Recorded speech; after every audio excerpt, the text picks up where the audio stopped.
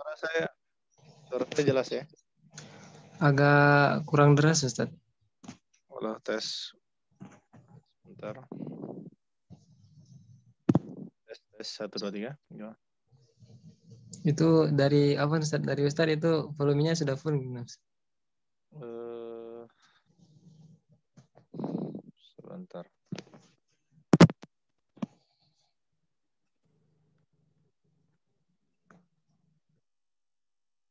Tes. Nah, gini gimana?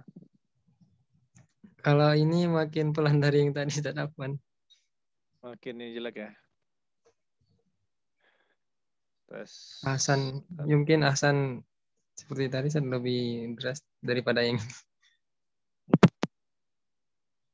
Nih.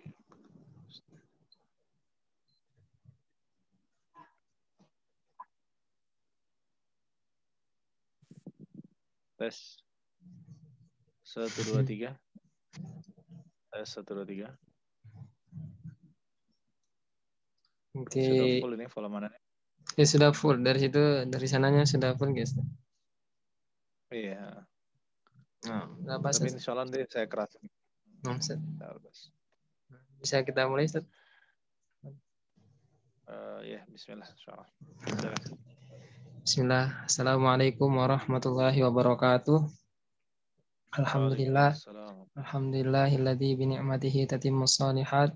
Asyhadu an la ilaha illallah wahdahu la syarikalah wa asyhadu anna Muhammadan abduhu wa rasuluh. Amma ba'du. Allahumma inna nas'aluka ilman nafi'a wa rizqan thayyibah wa amalan mutaqabbalah. Alhamdulillah sudah hadir di antara kita Ustadz kita yaitu Ustadz Said Yai. Alhamdulillah, dan untuk mempersingkat waktu, langsung saja Anda mempersilakan Ustadz. Tafadhal Ustadz, tafadhal masykuran.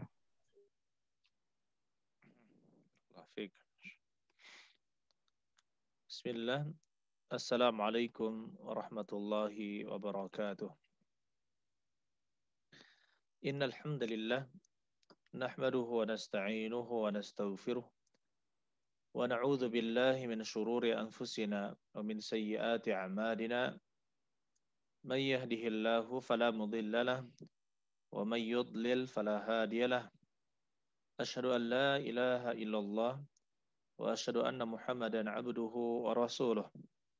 Allahumma salli ala nabiyyina Muhammad wa ala ali Muhammad kama sallaita ala Ibrahim wa ala ali Ibrahim innaka Hamidum Majid. Ya ayyuhalladzina amanu taqullaha haqqa tuqatih wa la tamutunna illa wa antum muslimun. Ya ayyuhalladzina amanu taqullaha wa qulu qawlan sadida yuslih lakum a'malakum wa yaghfir lakum dhunubakum wa may yuti'illaha wa rasulahu faqad faza fawzan 'azima. Wa ba'd. Ayyul ikhwan rahimani wa rahimakumullah wal akhwat fillah rahimani wa rahimakumullah. Begitu pula pendengar Radio Roja Darussalam Palembang, Sumatera Selatan, yang mudah-mudahan Allah Subhanahu wa taala memberikan kepada kita keteguhan iman, keikhlasan, dan juga kekuatan untuk bisa selalu beribadah pada Allah Subhanahu wa taala. Dan kita berharap agar Allah Subhanahu wa taala senantiasa mengokohkan keimanan kita.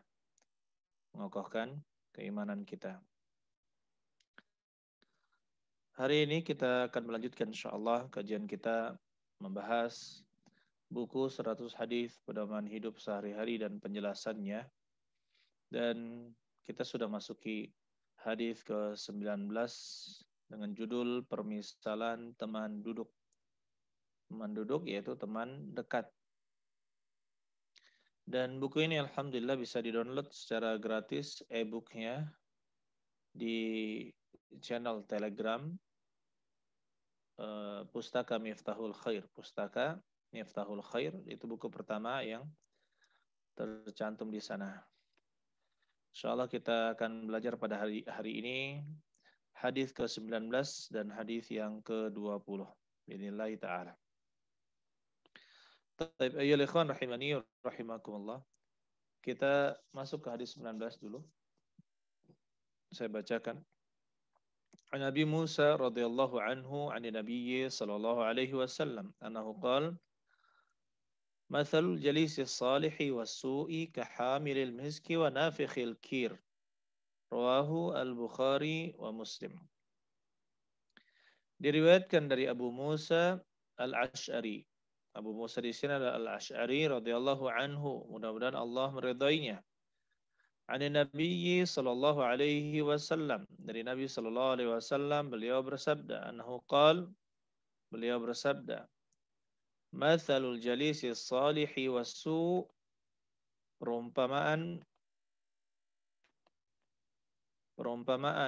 teman duduk yang saleh dengan teman duduk yang buruk, kahamilil miski wa nafikhil kir, adalah seperti penjual misik dengan pandai besi. Di sini Rasulullah sallallahu alaihi wasallam ayyuhal ikhwan rahimani wa rahimakumullah memisalkan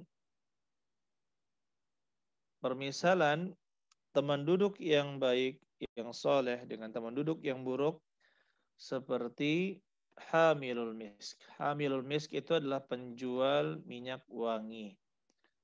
Wa nafikhil kir adalah pandai besi yang membentuk besi dengan api panas. Oleh karena itu di sini ya ikhwan kita bisa mengambil faidah ringkasnya. Yang pertama, kita dianjurkan untuk berteman dengan teman-teman yang saleh dan juga baik, karena mereka akan senantiasa mengingatkan kita jika kita lupa atau tidak melakukan kebaikan. Begitu pula teman duduk yang baik menasihati kita jika kita tidak sengaja ataupun sengaja melakukan perbuatan dosa. Kemudian ya ikhwan, yang dinamakan dengan misik itu dia adalah minyak wangi yang didapatkan dari kelenjar rusa. Yang dia itu kalau berkumpul, dia menumpuk pada anggota tubuh rusa. Kemudian dia seperti benjolan seperti itu, kemudian diikat. Setelah berapa lama ikatannya diputus, sehingga ya yang diputus itu dari ikatannya kulit dan juga kelenjar dari rusa itu, itulah yang akan diolah untuk menjadi minyak wangi. Kemudian diproses sedemikian rupa sehingga menjadi minyak wangi yang sangat wangi. Dan ternyata prosesnya itu tidak mudah, ya ikhwan. Bahkan bau ya misik pertama kali kalau diambil dari rusa itu sangat bau, bahkan bau kotoran. Tetapi setelah dia diproses oleh hamilul misik, oleh tukang minyak wangi, dicampur-campur, saya juga tidak paham campurannya apa. Itu rata-rata butuh waktu 2 bulan untuk menghasilkan minyak wangi yang sangat wangi yang berasal dari rusa. Kemudian ayyuhal ikhwan, penjual misik dalam hadis ini maksudnya adalah penjual minyak wangi secara umum. Jadi bukan hanya hamilul misik, karena misik apa? Hamilul tib atau hamilul misk ya. Itu tidak hanya menjual misik, tapi juga menjual minyak wangi yang lain.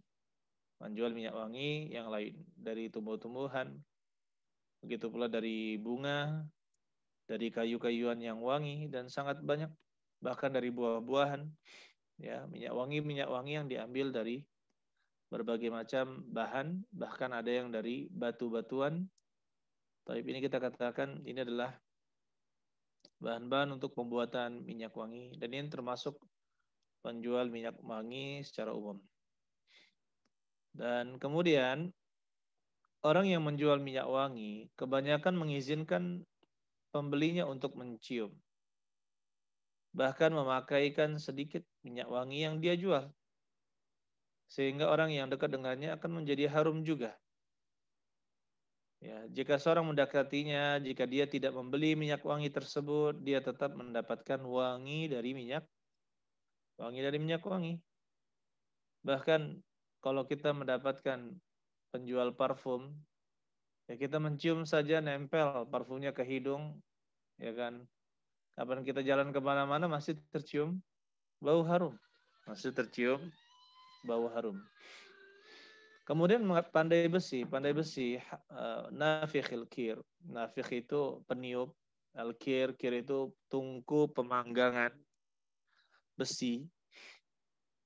Di situ ada api. Nah, di sini diterjemahkan dengan pandai besi, orang yang bekerja membentuk besi yang dipanaskan dengan api panas menjadi barang-barang seperti pisau, pedang, tombak, dan lain-lain. Ya terkadang istilah-istilah pandai besi seperti ini ya kalau di zaman dahulu tidak perlu diterjemahkan, tapi kalau anak-anak zaman sekarang itu sangat perlu untuk diterjemahkan. Kenapa? Karena sekarang pergaulan mereka dengan media seperti HP, seperti yang lain-lainnya, sehingga banyak tidak mengenal masyarakat di sekitarnya. Pandai besi, jika dia bekerja maka akan berkeringat. Dan keringatnya itu sangat bau. Bau keringat, bau asap, bau kayu, dan bau yang lain, bau besi. Tempat bekerjanya pun juga bau.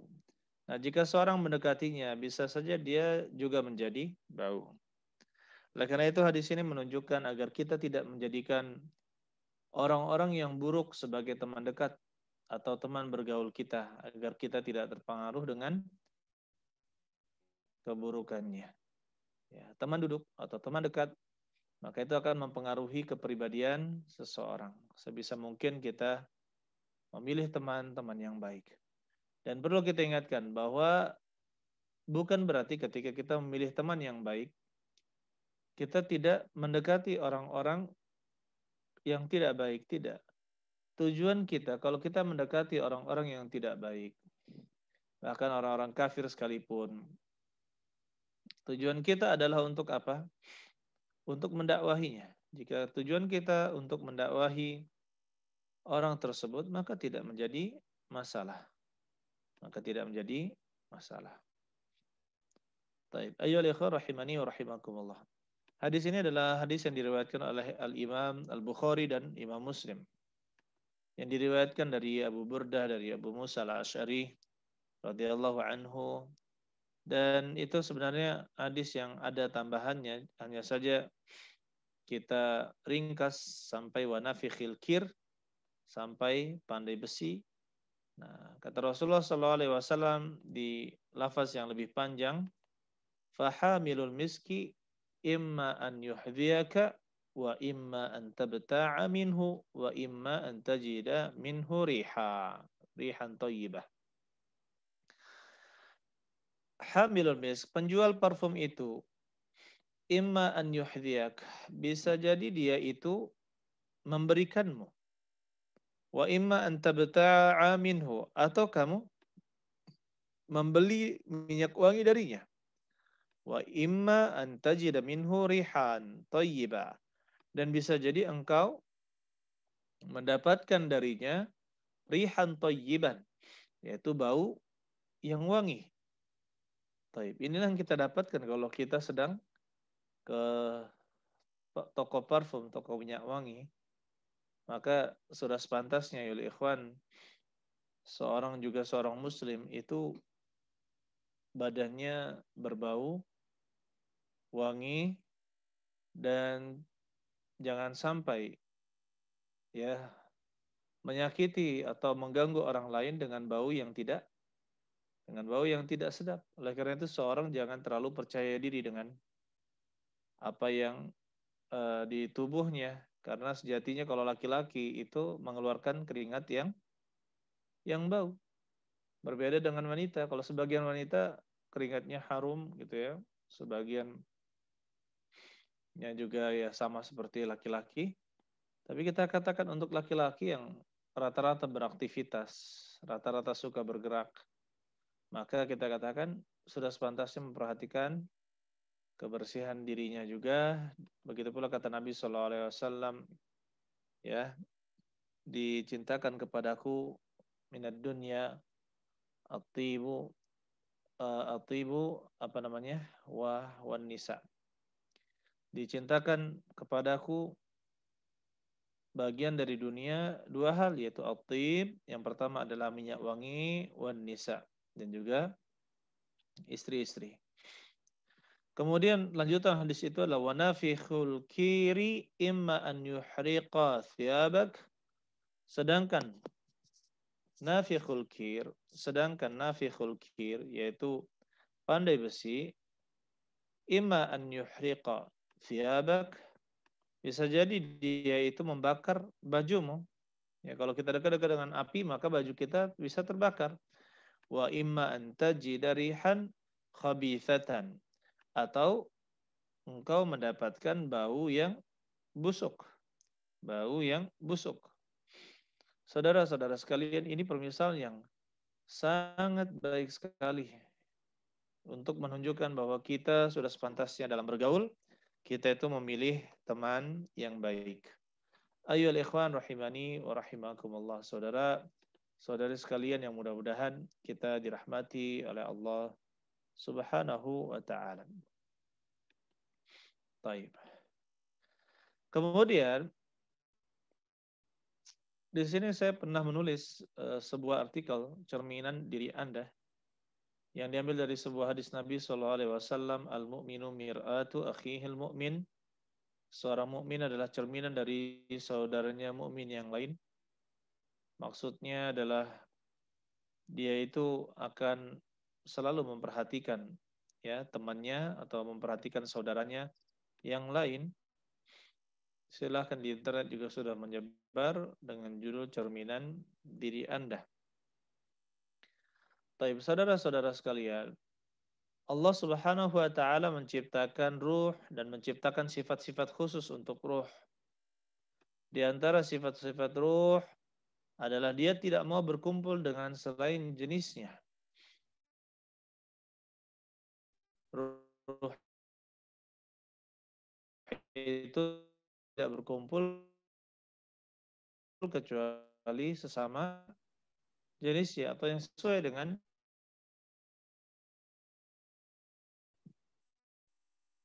ruh itu bagikan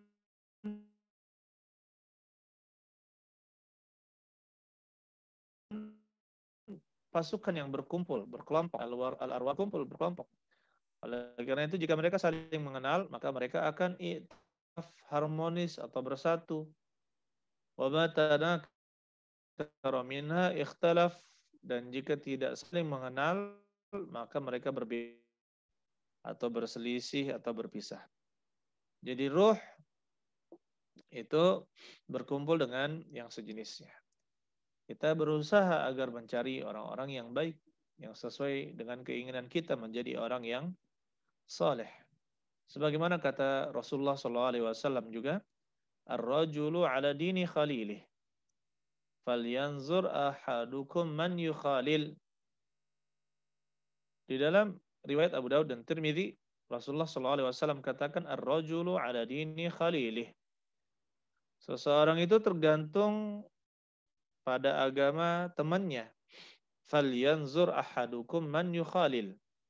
Maka seorang itu melihat, ya, hendaknya memperhatikan siapa yang dia jadikan teman, siapa yang dia jadikan temannya, maksudnya teman dekatnya. Ya, kita harus berhati-hati ya ikhwan, karena memang prinsip kita seperti yang kita katakan dulu, anta ma'aman ahbabta. Engkau bersama orang yang engkau cintai. Engkau bersama orang yang engkau cintai. Kalau kita berteman dengan orang-orang yang saleh, yang rajin beribadah, yang rajin berdakwah, yang rajin membaca Al-Quran, yang rajin belajar hadis, maka mudah-mudahan kita termasuk ahli surga. Berkumpul dengan orang-orang saleh. Baik. Di dalam ayyuhal ikhwan, istilah orang Arab ada perkataan as-sahibu sahibun. Seorang sahabat itu sahib, akan menarik. As-sahibu sahib. Seorang sahabat itu akan menarik. Maksudnya apa? Sahabat itu tidak akan membiarkan yang lain tidak ikut dengannya. Maka di sini kita harus mencari teman-teman yang baik untuk menjaga agama kita. Adapun masalah berdakwah, ini adalah sesuatu yang lain.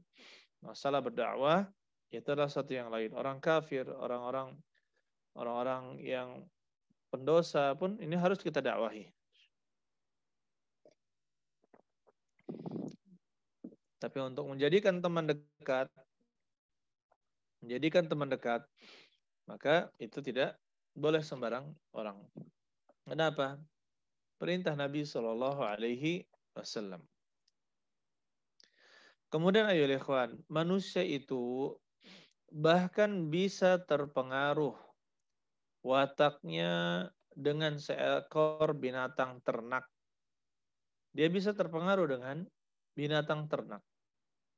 Bahkan kalau misalkan kita lihat orang-orang yang memiliki hewan peliharaan, maka rata-rata dia terpengaruh dengan kebiasaan hewan tersebut. Ya, terpengaruh dengan kebiasaan hewan tersebut. Contohnya kata Nabi Shallallahu Alaihi Wasallam, al-fakhru wal khuyala'u fil faddadina min ahlil wabar, was-sakinatu fi ahlil ghanam. Kata Rasulullah Shallallahu Alaihi Wasallam, kesombongan dan keangkuhan terdapat pada orang yang meninggikan suara dari kalangan pengembala onta. Was-sakinatu fi ahlil ghanam, dan ketenangan terdapat pada pengembala kambing. Ketenangan terdapat pada pengembala kambing. Nah, di sini kita lihat, ayo ikhwan, orang yang mengembala kambing itu rata-rata cukup bawa daun saja atau bahkan cukup pegang kepalanya atau kepala suku kambing, maka yang lain akan mengikut. Ya, tidak perlu pakai kekerasan, tidak perlu berteriak-teriak. Ya, maka kambing itu akan menurut dengan mudah. Paling mampir-mampir sebentar, nanti ditinggal kawanannya, ikut lagi, seperti itu kan. Sangat mudah. Berbeda dengan pengembala onta. Pengembala onta, kalau sudah banyak ontanya, maka mereka rata-rata suka berteriak. Ya, wataknya suka berteriak. Begitu pula selain onta juga kuda. Orang yang mengembala atau mengurus kuda, maka mereka rata-rata memiliki sifat angkuh, sombong, dan suka meninggikan suara. Suka meninggikan suara. Nah, di sini ayo ikhwan, kenapa Rasulullah SAW sebutkan wasakinatu, ketenangan fi ahlil ghanam, pada pengembala onta. Ternyata apa? Sifat onta yang tenang dan mudah diatur. Sifat onta yang tenang dan mudah diatur itu berpengaruh kepada pengembalanya. Bahkan para nabi juga mengembala kambing. Para nabi juga mengembala kambing. Jadi di sini ada asar atau pengaruh. Kita katakan pengaruh dari hewan ya kepada pemiliknya. Begitu pula kalau misalkan kita mendapatkan para pecinta burung misalkan, para pecinta apalagi kelinci, maka dia sangat terpengaruh dengan apa? Dengan akan mempengaruhi watak tuannya. Saudara-saudari sekalian yang mudah-mudahan kita dirahmati oleh Allah Subhanahu wa taala. Begitu pula kalau kita dapatkan sekarang ini orang yang selalu dengan media gitu ya, selalu dengan media atau apalagi game. Maka kita lihat ya watak mereka itu berbeda dengan kebanyakan watak orang yang tidak bermain game. Sangat berbeda ya, di mana misalkan orang yang sudah maniak game itu memiliki sikap yang temperamen bahkan kepada orang tuanya sendiri. Berbeda dengan anak-anak yang tidak dididik dengan tidak diberikan HP atau tidak diberikan laptop untuk bermain game online. Ini termasuk pengaruh, akan memberikan pengaruh. Begitu pula ayyuhal ikhwan, orang yang sekarang ini terbiasa dengan berchatting atau berkomunikasi dengan sosial media, banyak yang kita dapatkan sulit untuk berkomunikasi ketika dia di dunia nyata. Maka ini merupakan PR kita bersama, termasuk pendidik yang berkecimpung di dalam dunia pendidikan, sebisa mungkin membatasi penggunaan media yang tidak bermanfaat kepada anak-anak didik. Dan ini salah satu bagian juga selain orang tua, ya kita katakan orang tua wajib. Orang tua wajib memperhatikan pendidikan anaknya ketika di rumah dan di yang lainnya. Tapi kita katakan ayyuhal ikhwan rahimani wa rahimakumullah, guru juga memiliki andil penting dalam pendidikan, ya pendidikan akhlak, adab dan perilaku. Ayyuhal ikhwan rahimani wa rahimakumullah. Nah, sekarang kalaulah kambing, onta, kuda itu bisa memberikan pengaruh. Onta bisa membuat angkuh dan sombong. Kambing bisa mendatangkan ketenangan. Ya, padahal mereka itu tidak berbicara kepada kita dan juga tidak berakal. Bagaimana menurut kita kalau ternyata orang tersebut ya adalah orang yang berakal dan bisa berbicara dengan kita? Ya, bahkan terkadang dia membohongi dan juga mengajak kita kepada hawa nafsu atau menghiasi kita dengan syahwat, maka ini akan sangat berpengaruh kepada keseharian kita. Oleh karena itu, ya ikhwan, rahimani wa rahimakumullah. Saya dalam kesempatan ini ada beberapa nasihat, ya panduan untuk memilih teman yang baik. Yang pertama, memilih teman yang baik haruslah akidahnya benar. Akidahnya harus benar. Ini menjadi syarat mutlak dalam memilih teman. Dia harus beragama Islam, berakidah Ahlussunnah wal Jamaah. Sebagaimana kita ketahui ketika Abu Talib, pamannya Nabi Shallallahu Alaihi Wasallam meninggal, dia dibujuk oleh Nabi Shallallahu Alaihi Wasallam untuk masuk ke dalam agama Islam. Tapi ada Abu Jahal dan juga Abdullah bin Abi Umayyah. Dia membujuk, ini kawan-kawan dari Abu Talib. Akhirnya di penghujung hayatnya, ya Abu Talib tetap mengikuti agamanya Abdul Muttalib, tetap mengikuti agama kaum musyrikin ya di zaman Nabi Shallallahu Alaihi Wasallam. Ini buruknya pengaruh dari teman, buruknya pengaruh dari teman. Begitu pula yang kedua, memilih teman itu harus selamat manhajnya. Ya selain agamanya Islam, teman duduk ya ini ya, kemudian baik, ya maka dia juga selamat manhajnya. Harus ahli sunnah wal jamaah dan bukan ahlul bid'ah wa ahlul ahwa. Atau ahlul hawa. Ahwa atau hawa sama. Ahlul bid'ah, bukan ahlul bid'ah.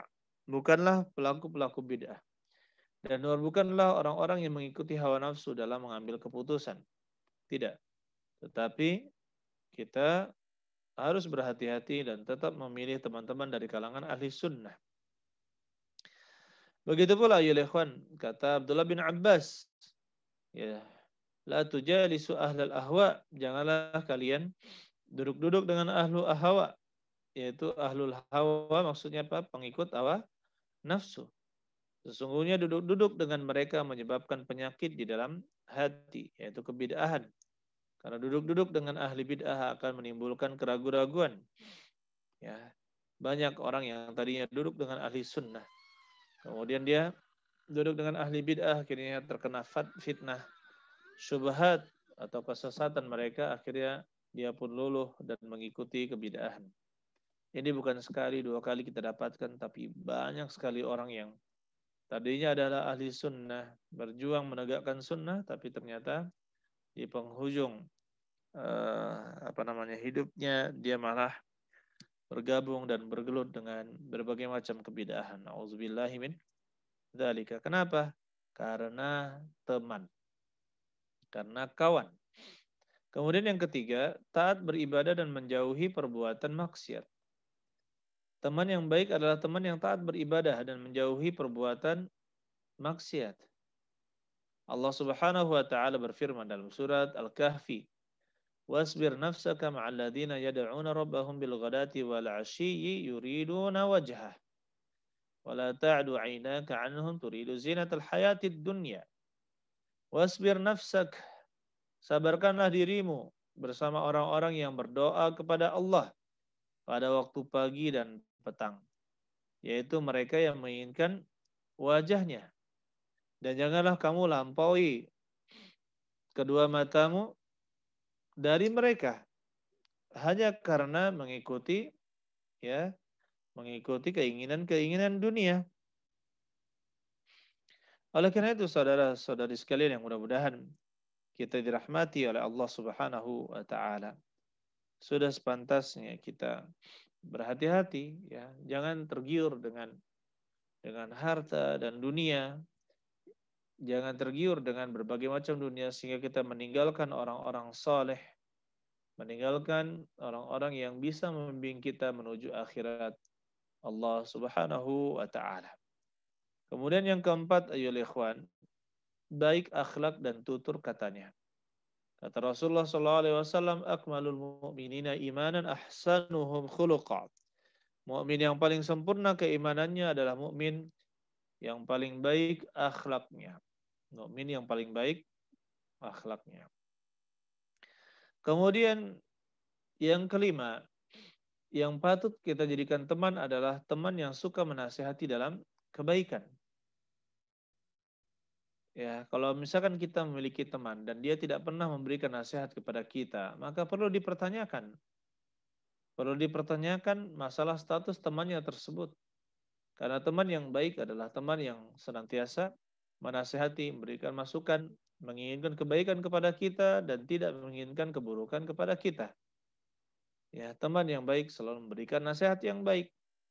Nasihat itu bisa jadi manis, bisa jadi pahit.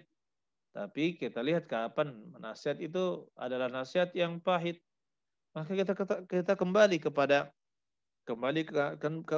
kepada prinsip bahwasanya orang yang sangat perhatian dengan kita itu orang yang sangat menginginkan kebaikan dengan kita dengan cara memberikan nasihat.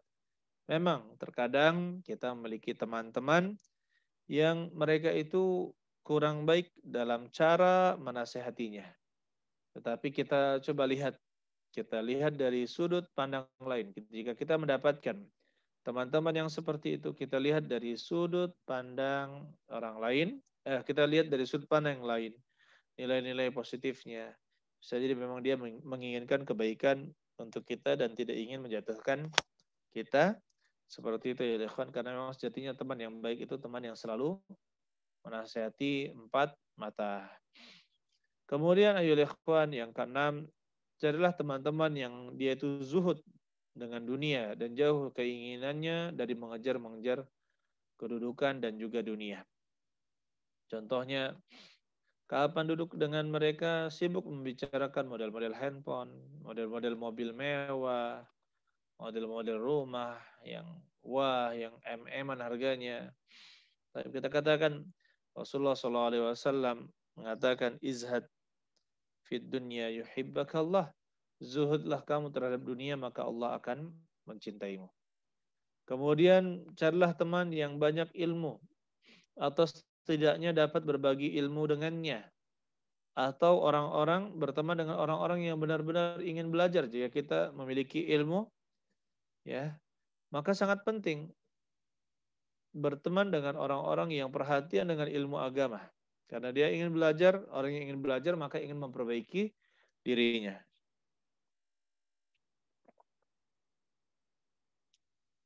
Begitu pula, teman yang baik adalah teman yang selalu memperhatikan cara berpakaian. Ya. Perhiasan yang kata Syekh Bakar Abu Zaid dalam kitabnya Hilyah Talibil Ilm, perhiasan yang tampak menunjukkan kecondongan hati. Coba apa yang kita tampakkan dari pakaian kita itu menunjukkan kecondongan hati. Dan orang-orang akan mengelompokkanmu dengan melihat pakaianmu. Maka pakailah pakaian yang menghiasimu dan tidak menjelekkanmu. Dan tidak menjadi suatu celah di dalam pembicaraan orang atau suatu ejekan bagi tukang-tukang ejek. Subhanallah, ini ada berpakaian yang baik. Ada berpakaian yang baik. Jangan sampai kita dicela oleh orang-orang yang memang suka mengejek. Kemudian ketika kita berpakaian, maka lihatlah pakaian kita itu pakaian yang sesuai dengan kesolehan. Jangan pakai pakaian-pakaian yang jauh dari kesolehan. Gitu pula ya ikhwan, carilah teman yang selalu menjaga kewibawaan dan kehormatan dirinya dari hal-hal yang tidak layak di pandangan masyarakat. Begitu pula carilah teman yang tidak banyak bergurau dan dia suka meninggalkan hal-hal yang tidak bermanfaat. Ini sudah kita bahas pada pertemuan yang lalu. Oleh karena itu, ya ikhwan rahimani wa rahimakumullah, saudari sekalian yang mudah-mudahan kita dirahmati oleh Allah Subhanahu wa taala. Ini adalah penjelasan dari hadis yang ke-20. Kemudian hadis yang selanjutnya yaitu hadis yang ke-20 kata Rasulullah sallallahu alaihi wasallam. Kita lihat di sini di bukunya. Baik. An Abi Hurairah radhiyallahu anhu annahu qala Rasulullah sallallahu alaihi wasallam, kullu mauludin yuladu 'alal fitrah. Setiap bayi dilahirkan di atas fitrah. Fa abawahu yuhawidanihi aw yunassiranihi aw yumajjisanihi. Rawahul Bukhari wa Muslim. Ya, maka kedua orang tuanya lah yang menjadikan dia itu Yahudi atau menjadikannya Nasrani atau menjadikannya Majusi. Jadi di sini ayolah ikhwan kita bisa melihat kullu mauludin, ya setiap bayi yuladu dilahirkan alal fitrah, di atas fitrahnya. Fa'abawahu yuhawidani aw yunassirani aw yumajjisani. Ya, kedua orang tuanya lah yang menjadikan dia itu Yahudi atau menjadikannya Nasrani atau menjadikannya Majusi. Rawahul Bukhari wa Muslim. Nah, di dalam hadis ini kita bisa menarik kesimpulan bahwa setiap bayi yang dilahirkan pasti sesuai dengan fitrahnya. Apa itu fitrah? Yakni dia akan beriman kepada Allah semata dan dia tidak akan berbuat syirik kepadanya serta akan menerima agama Islam dan kebenaran dengan mudah. Itu adalah fitrah manusia.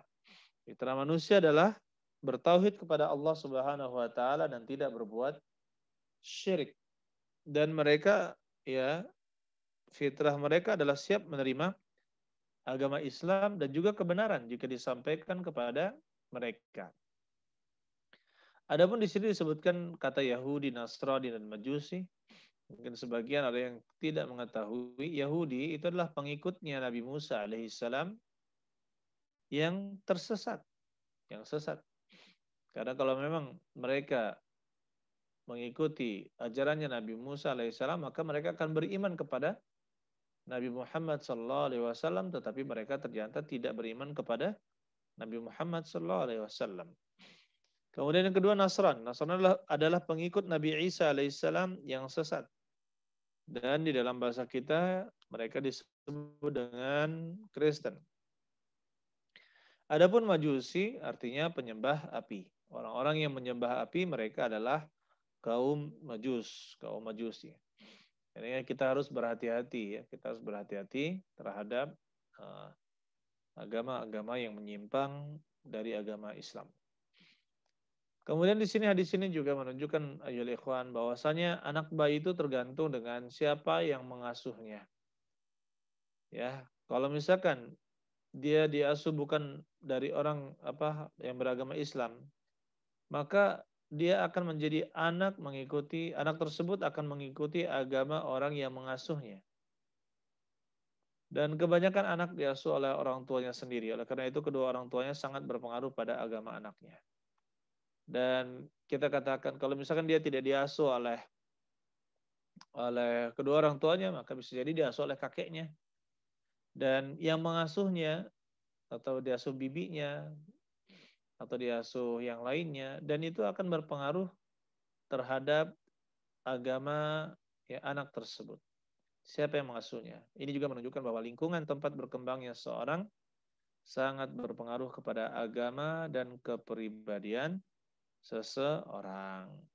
Maka kita katakan ayo ikhwan, ya harus kita berhati-hati mendidik anak, ya harus sesuai dengan bimbingan yang benar, jangan sampai mendidikan di tempat yang salah.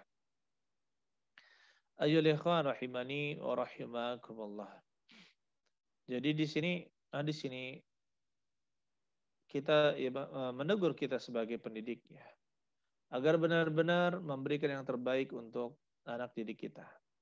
Memberikan yang terbaik untuk anak didik kita. Lingkungan sekolah adalah bagian dari lingkungan keseharian anak-anak. Oleh karena itu ketika dia belajar, maka kita sebisa mungkin, sekuat mungkin untuk mendidik anak-anak didik kita sehingga mereka menjadi orang Islam yang menjalankan syariat dengan baik dan benar. Ayyuhal ikhwan rahimani wa rahimakumullah, saudara-saudari sekalian yang mudah-mudahan kita dirahmati oleh Allah Subhanahu wa taala. Baik. Rasulullah sallallahu alaihi wasallam menyebutkan dalam hadis ini juga termasuk hadis yang saya ringkas. Ya, hadis yang saya ringkas dari hadis yang panjang. Kata Rasulullah sallallahu alaihi wasallam, "Kullu mauludin yuladu 'alal fitrah fa abawahu yuhawidanihi aw yunasiranihi aw yumajjisanihi." Dan selanjutnya adalah kamatsalil bahimati tuntajul bahimata. Seperti binatang ternak, seekor binatang ternak tuntajul bahimah, melahirkan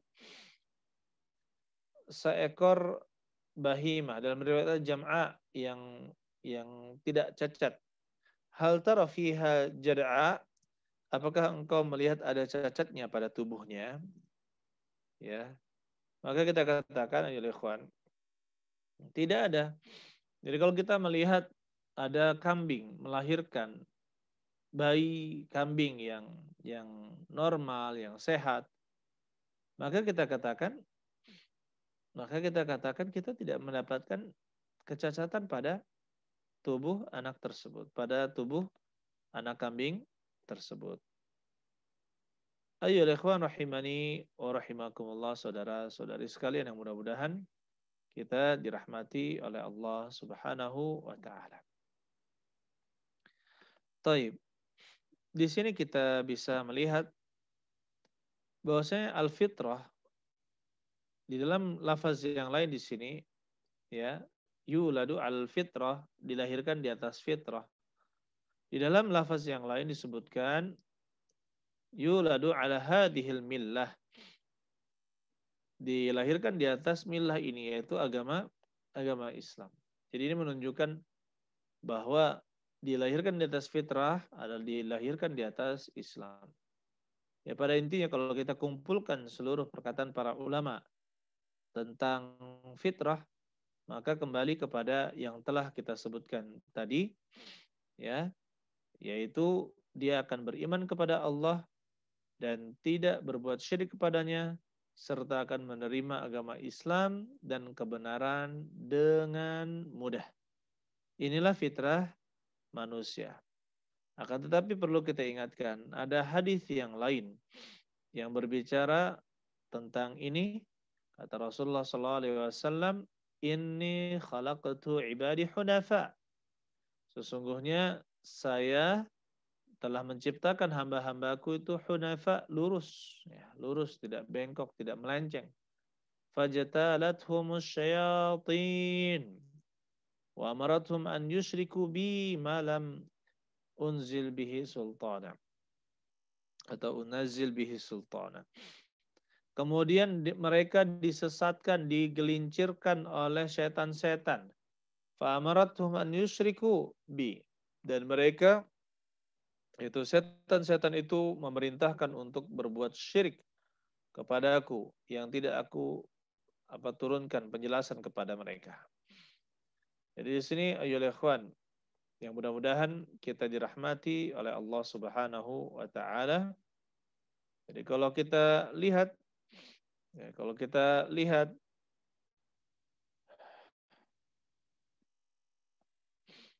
kata Rasulullah sallallahu alaihi wasallam, wa innahum atathumus syayatin, dalam lafaz yang lain, sesungguhnya datang kepada mereka para setan, fajtalathum an dinihim, Kemudian setan itu menggelincirkan mereka dari agama mereka. Wa harramat alaihim ma ahlaltu lahum. Dan mereka mengharamkan apa yang telah aku halalkan untuk mereka. Wa amarathum an yushriku bi ma lam unzil bihi sultana. Dan setan-setan itu memerintahkan untuk berbuat syirik kepada aku malam unzil bihi sultana, yang tidak pernah saya turunkan penjelasan di dalamnya. Taib, ayyuhal ikhwan, mungkin ada sebagian yang pernah membaca hadis, ya, kata Allah Subhanahu wa taala dalam hadis qudsi, ya ibadi kullukum dhallun illa man hadaituhu fastahduni ahdikum. Wahai para hambaku, kullukum dhall, setiap kalian itu sesat, illa man hadaituhu, kecuali orang-orang yang saya beri hidayah, fastahduni, maka mintalah hidayah kepadaku, ahdikum, saya akan memberikan hidayah kepada kalian. Nah, di sini maksudnya ayuhal ikhwan, maksud dari perkataan kullukum dhal illa man hadaituhu, ya, setiap kalian adalah orang-orang yang sesat.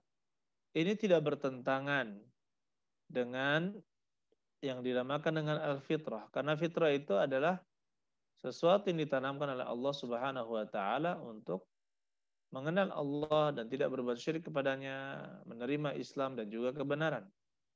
Ya. Tapi di sini manusia pada asalnya disifatkan dengan dhal.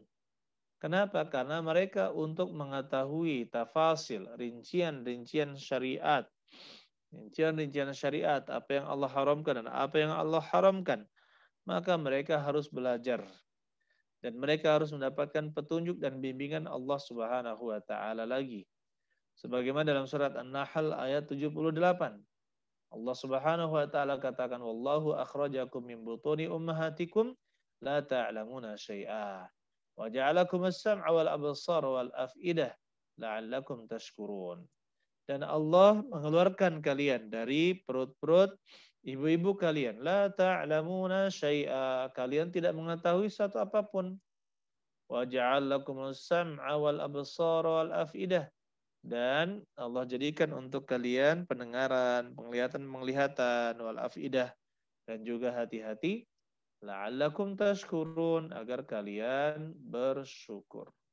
Agar kalian bersyukur. Jadi ini, ya ikhwan rahimani wa rahimakumullah, yang mudah-mudahan kita semua dirahmati oleh Allah Subhanahu wa taala. Oleh karena itu, ya kita katakan lingkungan itu sangat penting untuk menjadikan seorang itu menjadi anak yang saleh. Oleh karena itu bersyukurlah apabila Allah Subhanahu wa taala mentakdirkan dan menjadikan kita sebagai pendidik anak-anak, pendidik generasi kaum muslimin, maka kita bersyukur kepada Allah Subhanahu wa taala. Mengapa? Karena ya tidak semua orang ditakdirkan untuk bisa mendidik anak atau berkecimpung dalam dunia pendidikan. Maka kita katakan, mari kita berjuang, mari kita didik anak-anak kaum muslimin, dan kita ingat, ya, khairukum man ta'allama al-Qur'an wa 'allama, sebaik-baik kalian adalah orang yang belajar Al-Qur'an dan mengajarkannya. Begitu pula keutamaan menjadi pengajar kebaikan kepada manusia. Kemudian ya sebagaimana dikatakan oleh Nabi Shallallahu Alaihi Wasallam, fa inna sesungguhnya apa-apa yang di langit, apa-apa yang di bumi, hatta al-hitanu fil bahar, sampai hewan-hewan di lautan, yastaghfiruna, ya, minta ampun atau minta doa pengampunan li muallimin nasa al khaira, atau li muallimin nasi khaira, kepada pengajar manusia kebaikan, orang yang mengajari manusia kebaikan. Jadi ini menjadi pegangan untuk kita ya ikhwan. Bagaimana kita, ya, bayi yang tadinya berjalan di atas fitrahnya, dia insya Allah akan siap menerima kebenaran. Itu benar-benar kita berikan pendidikan yang baik dan benar agar mereka menjadi, ya, tumbuh kembangnya menjadi muslim yang sejati, muslim yang mengikuti syariatnya Nabi Muhammad sallallahu alaihi wasallam. Baik, silakan kalau misalkan ada pertanyaan yang ingin disampaikan bisa ditulis di pertanyaan. Atau yang ingin bertanya secara lisan bisa juga, silakan. Baik.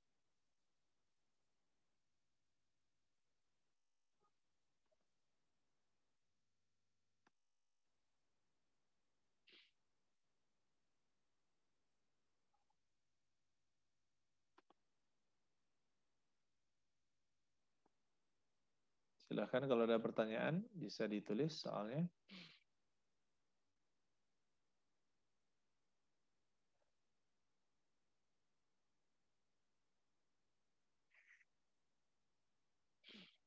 Baik.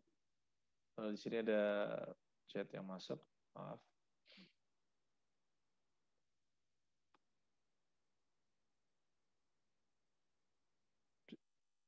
Silakan kalau ada yang ingin bertanya.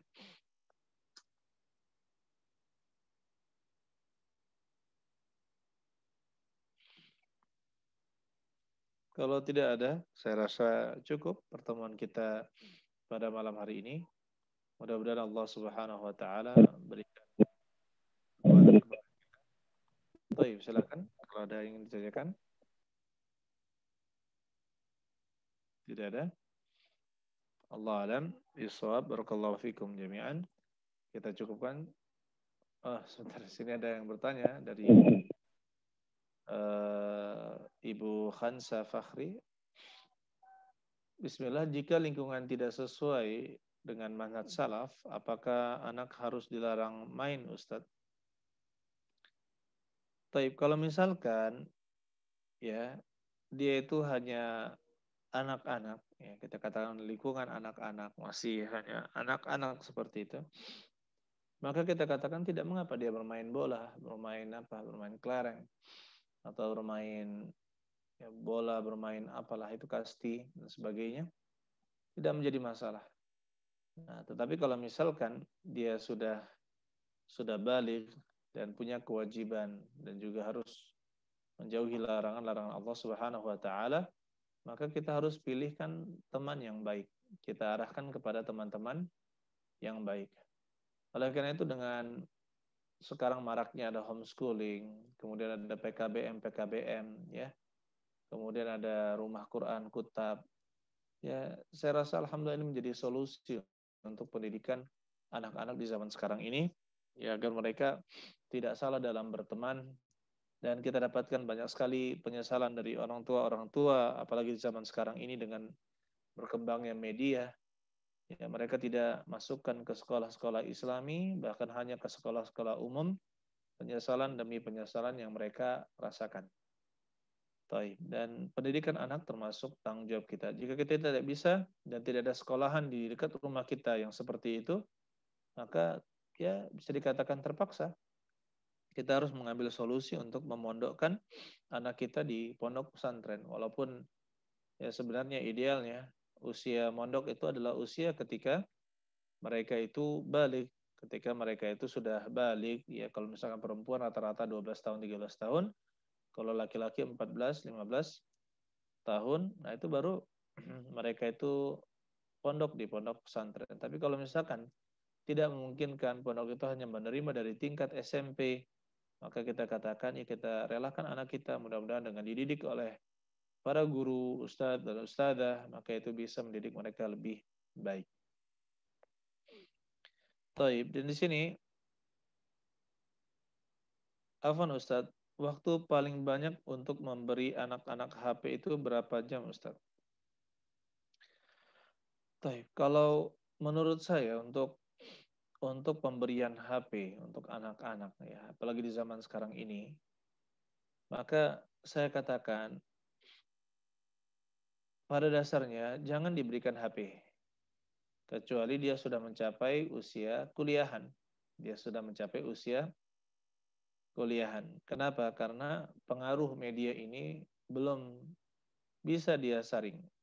Belum bisa dia saring. Dan kita rasakan ya perbedaan anak-anak yang berkembang dengan HP dengan anak-anak yang tidak bermain HP, orang tuanya melarang bermain HP, itu sangat jauh. Sangat jauh dari segi kedewasaan, dari segi respon sosial, dari segi keaktifan, dari segi terutama respon sosial, itu sangat berbeda. Bahkan kalau misalkan kita berikan terus, ya, apalagi mereka sampai bermain game, atau bahkan kita bebaskan bermain sosmed, ini sangat berbahaya.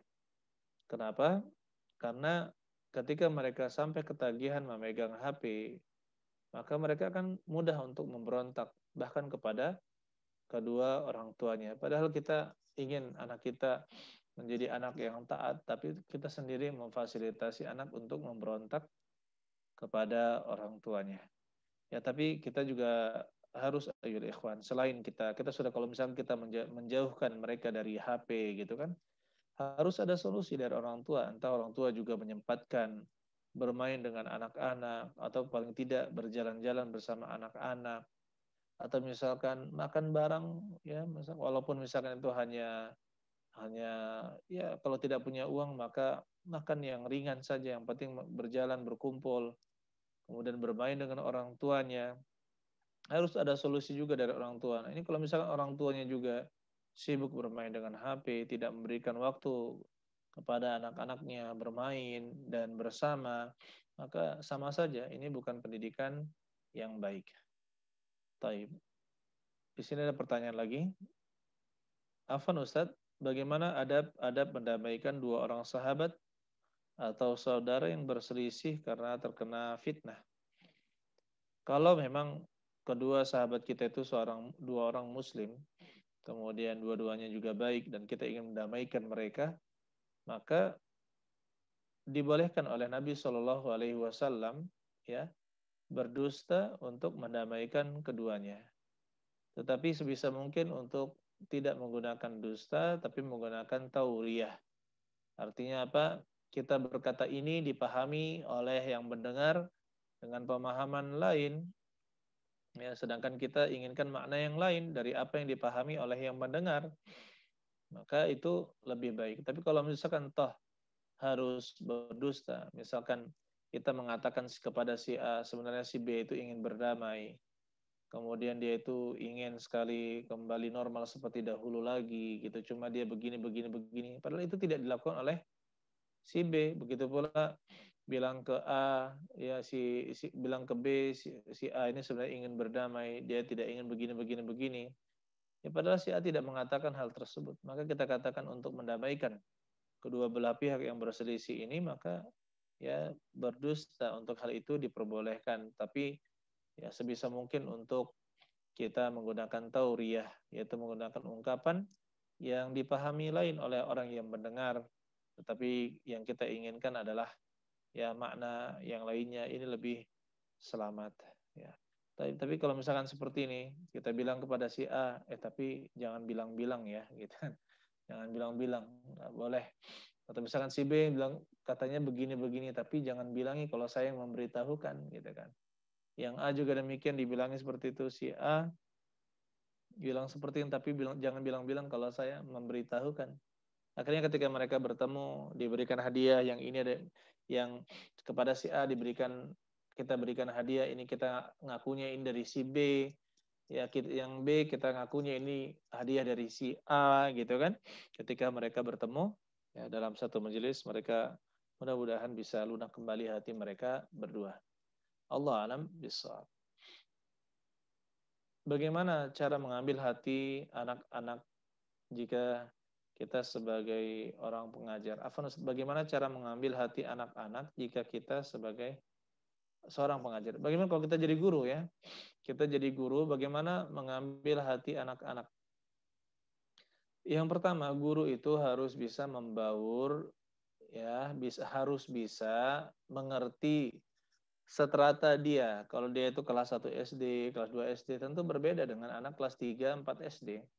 Anak kelas 5, 6 SD itu berbeda dengan anak yang kelas 1 SD. Apa kesukaan mereka, apa ya hobi mereka, apa yang mereka inginkan. Pembicaraan kita itu ketika mengajar mungkin menyinggung-jinggung apa yang mereka senangi, seperti itu kan. Jadi tidak bisa kita pukul rata dalam mengajar. Jadi kita memang harus mengetahui seperti apa watak anak-anak yang saya ajari ini. Jadi dengan demikian kita berusaha menyesuaikan diri. Kan kita dulu pernah juga kan SMP, kita juga pernah TK, pernah SD. Kita kembali flashback, kita kembali lagi kepada masa kecil kita dulu. Apa yang kita sukai ketika itu? Apa yang disukai anak-anak sekarang ini? Apabila misalkan anak PAUD mungkin sedang diberikan snack, sedang diberikan jajanan, kita berikan apa yang dia suka. Ya kan, toh juga murah gitu kan. Kalau misalkan mereka suka bermain, misalkan di usia anak SD kelas 1, kelas 2 suka bermain, maka kita jangan bilang hari ini kita belajar, nggak mau mereka belajar. Tapi kalau kita katakan ayo kita bermain hari ini, permainannya asik, alhamdulillah, tapi ya seperti itu.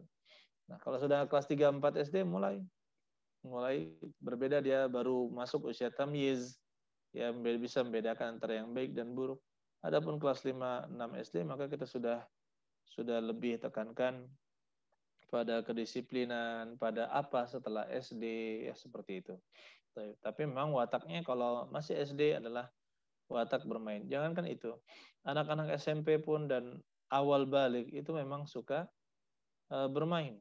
Nah, seperti misalkan anak kelas 3 SMP, anak kelas 1 SMA, ini mereka masih mencari jati diri. Saya ingin jadi apa sih? Setelah ini saya mau apa? Gitu. Jadi ya terkadang kalau kita mengajar di pondok pesantren juga ya, ada orang tua mengatakan bahwa anak saya kok semakin nakal, anak saya kok semakin seperti ini, semakin ini. Ya kita katakan, ketika dia masukkan anaknya ke pondok, usianya masih SMP kelas 1, masih culun-culun.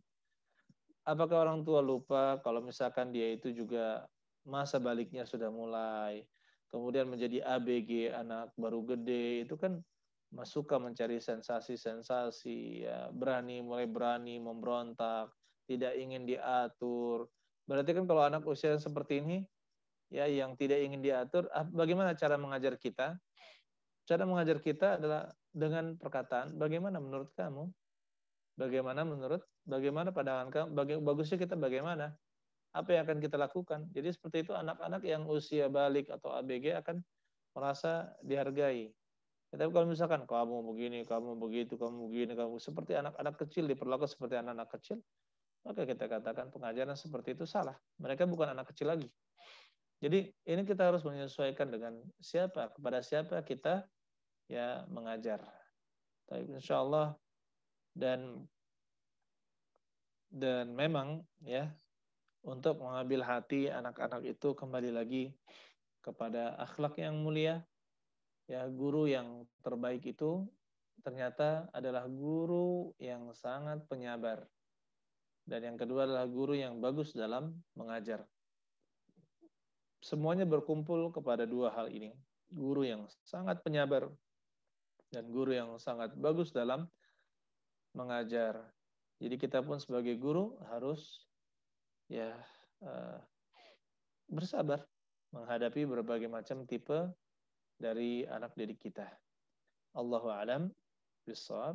Kemudian ada lagi pertanyaan, apakah seorang yang berpengaruh seperti ini benar? Ketika anak muda baru hijrah, ketika seorang yang berpengaruh itu nikah, mereka juga ikut mengikuti itu. Sebentar ini, soalnya ini belum saya pahami, coba saya ulang lagi. Afwan Ustadz mau bertanya, apakah seorang yang berpengaruh seperti ini benar? Ketika anak muda baru hijrah, ketika seorang yang berpengaruh ini nikah muda, oh gitu, mereka juga ingin mengikuti itu. Ya bisa jadi. Ya bisa jadi. Ya.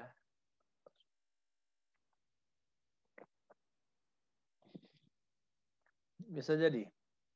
Jadi kita katakan memang dia akan melihat kepada siapa contohnya ya. Oleh karena itu kalau kita harus bimbing anak-anak kita, itu kita harus bimbing dengan ilmu agama sehingga dia mempertimbangkan segala sesuatu itu dengan ilmu agama.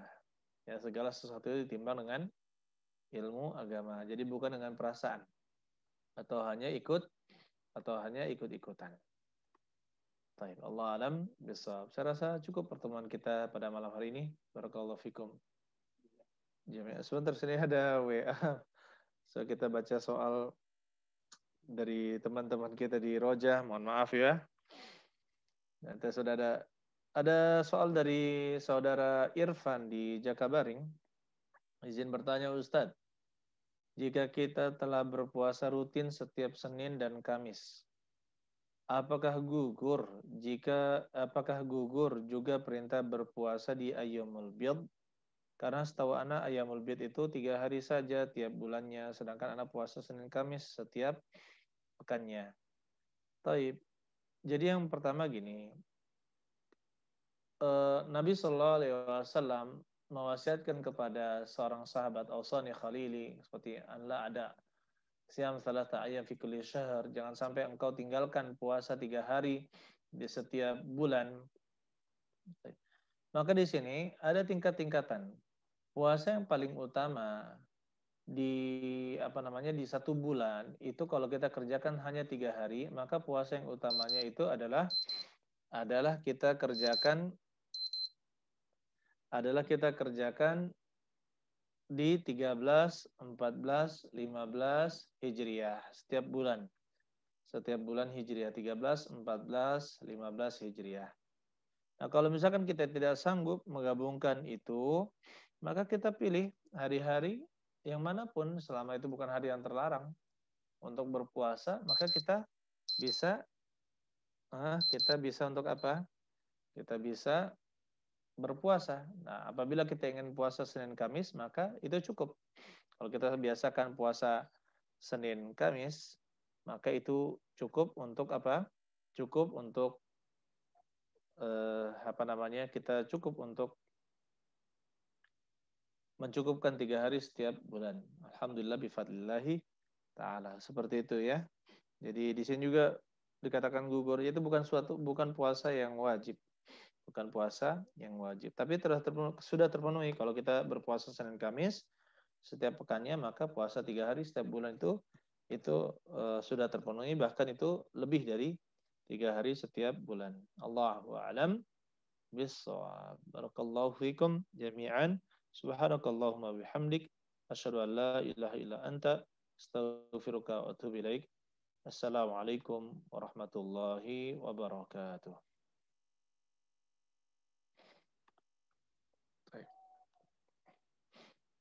Saya pamit ya, ikhwan-ikhwan. Barakallahu fikum. Assalamualaikum warahmatullahi wabarakatuh.